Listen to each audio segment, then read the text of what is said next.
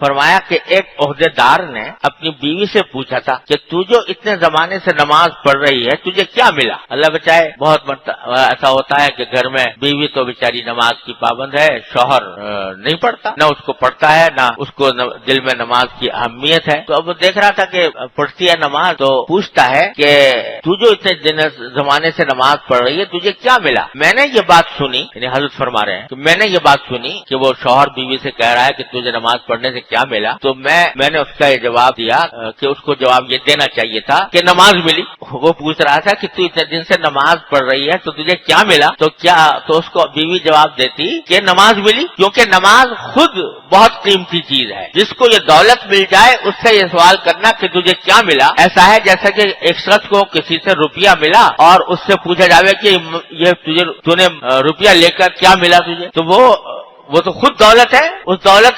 کے لیے یہ پوچھنا کہ تجھے کیا ملا یہ احمقانہ سوال ہے۔ جیسا کہ ایک شخص کو کسی سے روپیہ وصول ہوا اور اس سے پوچھا جاوے کہ مال لے کر تجھے کیا ملا، ہر شخص اس سوال کو فضول کہے گا، کیونکہ مال خود مطلوب ہے، اس کے مل جانے کے بعد کسی اور چیز کے ملنے کی کیا ضرورت۔ اسی طرح نماز خود مطلوب ہے، جس کو یہ مل گئی اس سے یہ پوچھنا کہ تجھے کیا ملا حماقت ہے۔ اور دخول جنت کو جو نماز کا ثمرہ کہا جاتا ہے تو وہ بھی نماز کا ایک ثمرہ ہے، ورنہ حقیقت میں نماز خود مطلوب ہے، کیونکہ اس کی حقیقت قرب حق ہے۔ قرآن مجید میں ہے ایک آیت ہے، آیت سجدہ ہے، جس کا ترجمہ یہ ہے کہ سجدہ کرو اور قریب آ جاؤ، یعنی سجدہ کر کے قرب و وصال حاصل ہوتا ہے۔ اور حدیث شریف میں ہے کہ اقرب ما یکون العبد حین یسجد فی الصلاۃ، کہ الانسان کو اللہ تعالیٰ کا سب سے زیادہ قرب سجدے میں ہوتا ہے، اور ظاہر ہے جنت بھی قرب ہی کے لیے مطلوب ہے، بالذات مقصود نہیں۔ یہ ایک بہت بڑی عظیم حقیقت ہے جو حضرت والا نے اس ارشاد میں بیان فرمائی ہے۔ اللہ تعالیٰ کو صحیح سمجھنے کی توفیق عطا فرمائے تو بہت سے اشکالات اور بہت سے وسوسوں کا خاتمہ اس سے ہو جاتا۔ وہ یہ کہ نماز پڑھنے سے بعض لوگ یہ سوچتے ہیں کہ نماز پڑھنے سے کیا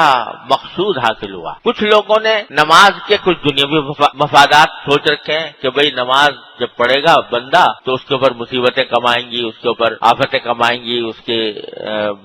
دنیاوی زندگی اچھی ہوگی وغیرہ وغیرہ۔ اب اگر کبھی نہیں ہوتی، باوجود نماز پڑھنے کے فرض کرو کہ کوئی تکلیف آ گئی، کوئی پریشانی آ گئی، تو یہ سمجھتا ہے کہ معاذ اللہ نمازیں تو رائے گا چلی گئی، یہ دھیان دل میں پیدا ہو جاتا ہے۔ قرآن کریم نے ایسے لوگوں کا ذکر کرتے ہوئے فرمایا کہ وَمِنَ النَّاسِ مَن يَعْبُدُ اللَّهَ عَلَى حَرْفٍ فَإِنْ أَصَابَهُ خَيْرٌ اطْمَأَنَّ بِهِ وَإِنْ أَصَابَهُ فِتْنَةٌ انقلب عَلَى وجهِهِ، کہ بعض لوگ ایسے ہیں کہ جو اللہ کی عبادت کرتے ہیں تو کنارے پہ کھڑے ہو کے کرتے ہیں کہ اگر عبادت کرنے کے نتیجے میں کچھ دنیا کا مفاد حاصل ہو گیا تب تو مطمئن ہو گئے، ہاں بھائی نماز پڑھنی شروع کی تھی، روزگار مل گیا، نماز پڑھنی شروع کی تھی، قرضہ ادا ہو گیا، نماز پڑھنی شروع کی تھی، بیماری دور ہو گئی وغیرہ۔ اور اگر کوئی آزمائش آ گئی کہ نماز پڑھ رہا تھا، نماز پڑھنے کے باوجود کوئی تکلیف آ گئی، پریشانی آ گئی، تو انقلب علی وجہہ، یعنی وہ پلٹ جاتا ہے کہ بھئی نماز سے تو کچھ فائدہ ہی نہ ہوا۔